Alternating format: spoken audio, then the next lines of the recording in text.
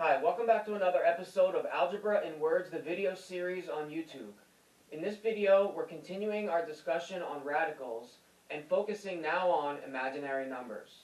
Now, what you've learned up to now so far is that if you were trying to take the even root of a negative radicand, or a negative number, normally up to now you would say no solution. And technically that's true because there's no real number solution. But in order for us to sort of be able to continue and work with numbers and work with equations, at this point we transfer and translate, interchange the square root of -1 with I representing imaginary number. Now the way that this ties into this and future lessons is a number of ways. First of all, in this episode we're going to show you how imaginary numbers relate in terms of multiples of I or powers of I. Secondly, we're going to see in next videos how the imaginary number is part of what's known as a complex number. I'll cover that in the next video.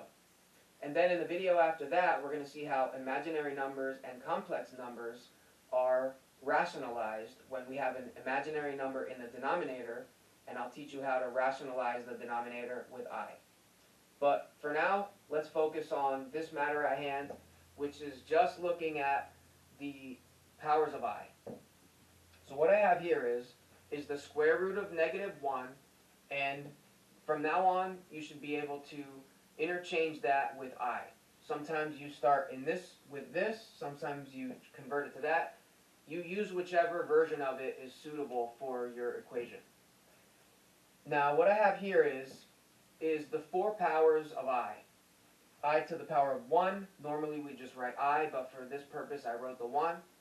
I squared, I cubed, and I to the power of 4. Now, for starters, in this case I just wrote I is equal to the square root of -1. And what I want to say is that all of the subsequent powers of I are all built on and related to I, the square root of -1. So let's take a look at when we have I squared. What is I squared?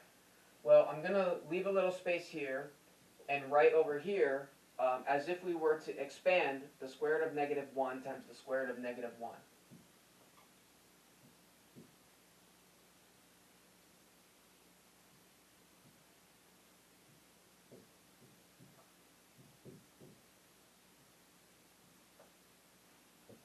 Okay, so I have that written out in expanded form, but now let's consolidate that by the product rule of exponents by putting them under the same radical like this.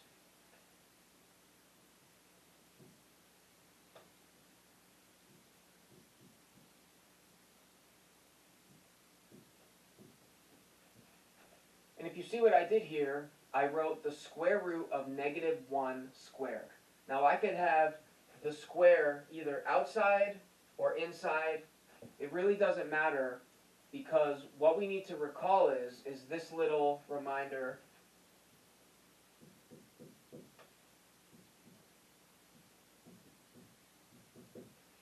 that when the root and the power are the same, it equals the radicand. So that applies to this. This is an unwritten 2, but we know it's the square root. So the root 2 and the power 2 are the same. And by that principle, this must equal -1.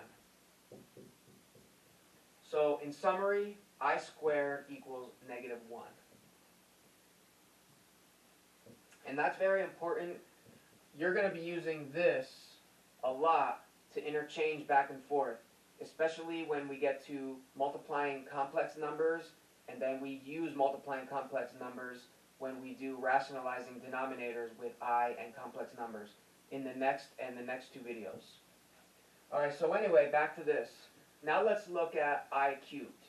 And to do I cubed and I to the 4th, and basically any higher power of I, you can always get there just by using I and I squared. So what I'm going to do here is now let's write I as if we're doing the product rule of exponents for a base.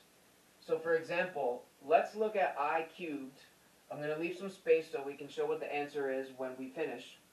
But let's break up I I cubed as I squared times I to the 1.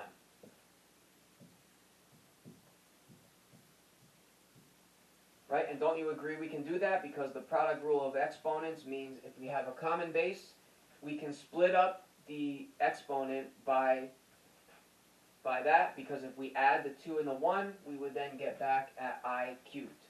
So now that we have I squared and I to the 1, let's substitute in their values. So for I squared, we know that's negative 1. We just showed that in the previous example. And for I, let's just leave that as, well, let's put in the square root of negative 1. Actually, we could put either, but let's leave it as I. Because the point that I'm getting at here is I cubed equals negative I. And finally, let's look at I to the 4th. And let's again use I squared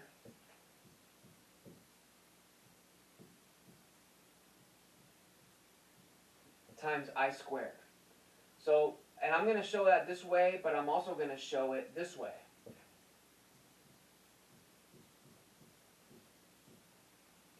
So in this version, I showed it using the product rule for exponents because the 2 plus 2 gives us 4. That's completely legal.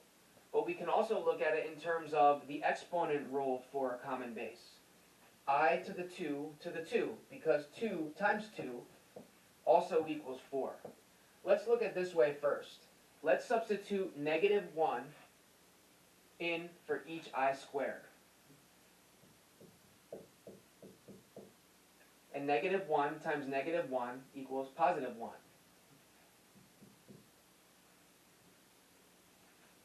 Now let's look at this version. Suppose we had negative 1 squared. Negative 1 squared equals also positive 1. So those are two ways to prove that I to the 4th equals 1. So let's just go over the shortcuts for these now. We already proved how to get them. I is equal to the square root of negative 1, and these are interchangeable. I squared always equals negative 1. I cubed equals negative I. And I to the 4th equals 1. And all multiples or exponents of I will be in repeating cycles or multiples of those. So for example, I to the 5th equals the square root of negative 1, or also you could just say I. And I to the 6th would then equal negative 1. And that cycle continues in those cycles of every 4th exponent of I. So now what we're going to do is I'm going to erase the board. I'm going to keep these up as a reference. And I'm going to put up a couple problems of higher powers of I and show you how you can evaluate them. Okay, so I put two problems up. I to the 50 and I to the 61. And I chose these both for specific reasons. One, because this is an even number, and this one because 61 is an odd number. Now before we do the problems, let me just give you an overview of the strategy we're going to use. And it's actually very easy. There's basically two ways to do it, but the second way is really just an extension of the first way. What I want to say for the first one is you always want to try to convert your exponent into a square, and then take that even number and divide it by 2, and that will be the higher exponent. So for example, let's break this up into I squared,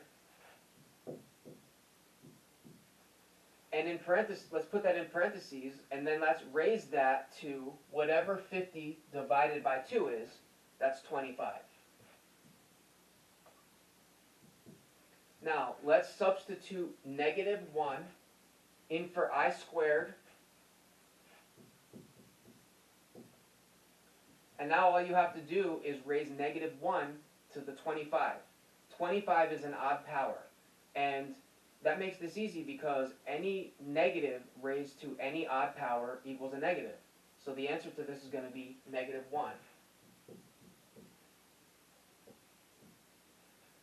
And that's as simple as it is.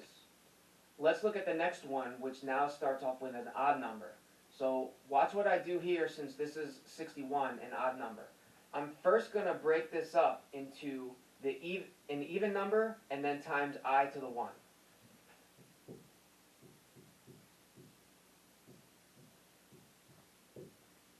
Okay, so we can easily break up 61 into 60 and 1, or as I to the 60 times I to the 1, because of the product rule of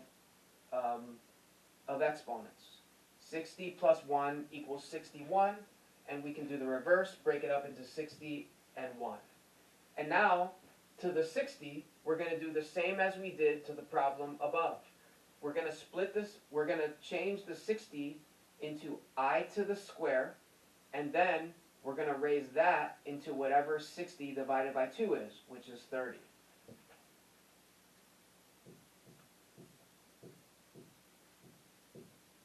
And also bring down the I to the 1 from above. Okay, and now replace I squared with -1.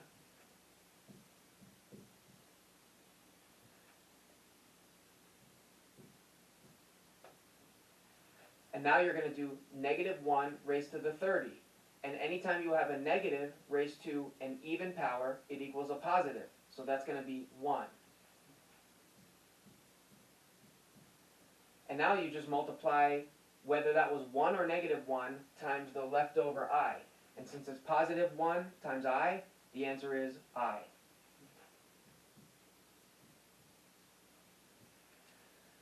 And you can apply those methods to any base I raised to any high power, or any power. Let's just quickly summarize again what we did here.